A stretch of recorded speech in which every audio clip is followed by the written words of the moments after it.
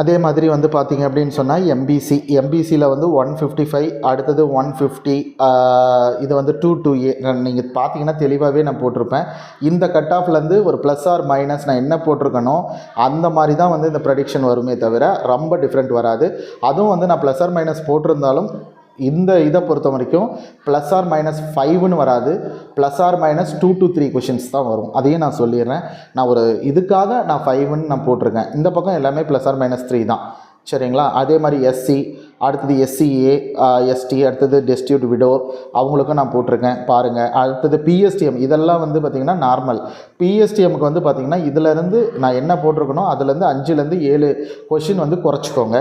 அதே மாதிரி physically handicap அவங்களுக்கு வந்து பார்த்திங்கன்னா 5 to 10 கொஷின் வரைக்கும் குறைக்கலாம்.